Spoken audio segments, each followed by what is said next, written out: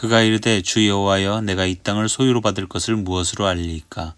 여호와께서 그에게 이르시되 나를 위하여 3년 된 암소와 3년 된 암염소와 3년 된 수장과 산비둘기와 집비둘기 새끼를 가져올지니라. 아브라함이 그 모든 것을 가져다가 그 중간을 쪼개고 그 쪼갠 것을 마주대하여 놓고 그 새는 쪼개지 아니하였으며 솔개가 그 사체 위에 내릴 때에는 아브라함이 쫓았더라. 해질 때에 아브라함에게 깊은 잠이 임하고 큰 흑암과 두려움이 그에게 임하였더니 아브라함에게 다시 나타나신 하나님은 한 번 더 그에게 땅과 민족에 대해서 약속을 하십니다. 그런데 아브라함에게는 더 분명한 징표가 필요했습니다. 사람은 누구나 그렇죠. 믿음의 징표가 필요하고 또 증거가 필요합니다. 하나님은 아브라함에게 동물 몇 마리를 가져오라고 합니다. 이것은 당시의 약속의 체결 방식이었어요. 약속을 하는 두 사람이 동물을 죽여서 그 사체를 쪼갠 후에 그 쪼개진 사체 가운데로 함께 지나가는 것입니다. 우리가 만일 약속을 지키지 아니하면 이 동물처럼 될 것이다 하는 상징적인 행동이었죠. 아브라함이 이 언약 체결식을 다 준비하고 하나님을 기다립니다. 하나님의 말씀을 기다리고 있죠. 그런데 하나님이 말씀하지 않으십니다. 솔개는 사체 위에 내려앉아서 그 동물을 사체를 뜯으려고 하고 또 계속 날아다닙니다. 아브라함은 그 솔개를 쫓습니다. 그렇게 계속하다가 모든 힘이 다 빠지고 어느새 해가 지고 저녁이 되었습니다. 아브라함은 갑자기 깊은 잠에 빠지게 되었어요. 재밌는 것은 이때 하나님께서 나타나셔서 말씀하신다는 사실입니다. 하나님이 언제 말씀하셨고 언제 약속하셨습니까? 아브라함이 낮 동안에 모든 수고를 다한 이유였습니다. 솔개를 쫓느라 진이 다 빠져서 죽은 듯 깊은 잠에 들었을 때 하나님이 나타나셨습니다. 여러분 성경을 한번 읽어보세요. 하나님이 언제 역사하시는지 한번 보십시오.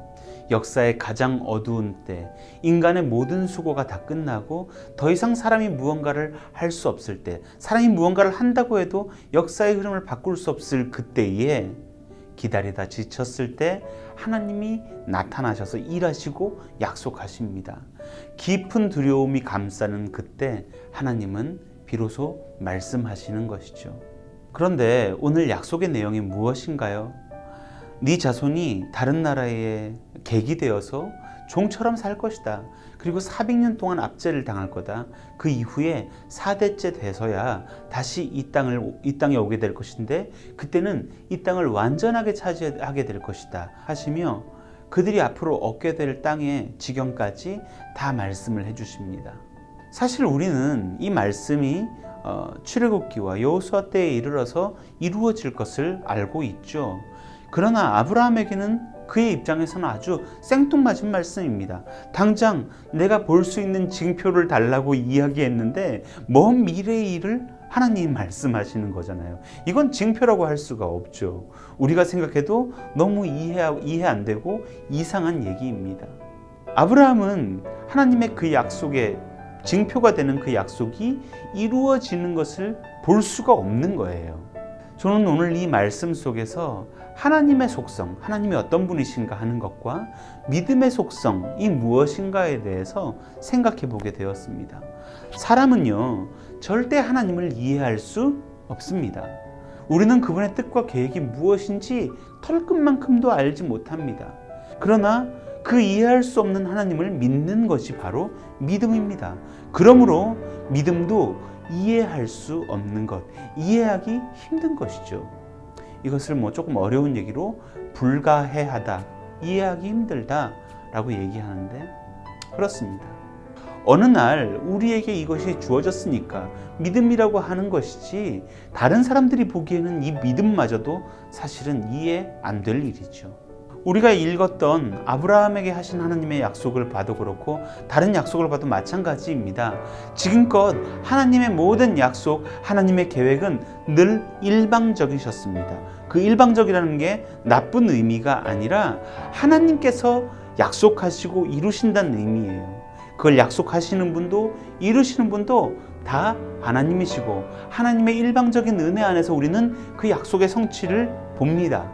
아브라함도 그 어떤 사람이라 할지라도 하나님의 이 약속을 단번에 믿고 받아들인 사람은 하나도 없었습니다. 그만큼 이것은 믿을 수 없는 것이고 그만큼 하나님은 이해하기 힘든 분인 거죠. 오늘 말씀을 보니 하나님 정말 이해 안 될 얘기를 하십니다. 그러나 우리는 다만 그를 믿고 의지할 뿐입니다. 아브라함을 하나님께서 지으셨고 그를 갈대아우르에서 부르셨다면 그가 믿고 의지할 분이 누가 있겠습니까? 성경은 그가 친척과 아비의 집을 떠나왔다 하지 않았습니까? 그는 정말 혈혈단신이었습니다. 그가 하나님을 믿지 않고 누구를 믿을 수 있을까요? 이해가 안 돼도 따라가는 거예요.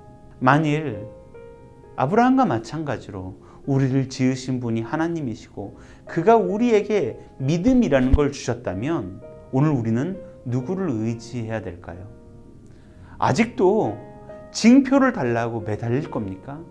아직도 믿지 못하겠으니까 믿게 해달라고 의심하며 하나님께 땡깡을 부릴 건가요?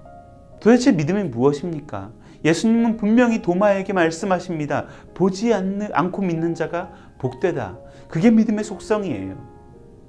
우리는 보이지 않아도 믿는 겁니다. 하나님께서 그렇게 믿음을 허락하셨어요. 향후에 한참이 지나서 이루어질 일이라도 마치 오늘 보고 있는 것처럼 믿는 거죠. 믿음은 주어졌기 때문에 믿는 것입니다. 이해가 안 돼도 홀로 일하시는 하나님을 알고 따르는 거예요.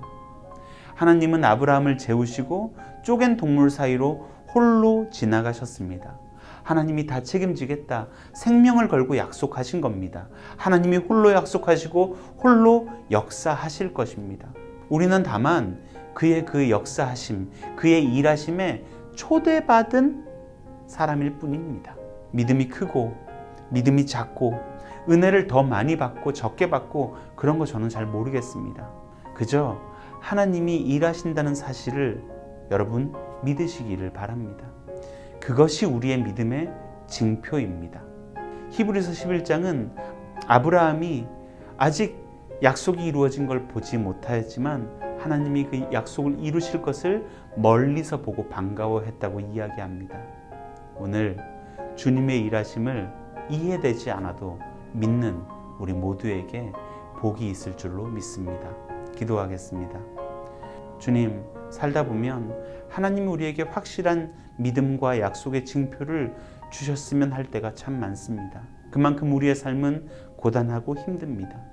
그러나 주님이 우리의 주님이시기에 우리는 보이지 않아도 믿기를 원합니다. 당장 눈앞에 펼쳐지지 않아도 다가올 것을 바라보며 기뻐하는 믿음을 갖게 하여 주시옵소서. 예수님의 이름으로 기도합니다. 아멘.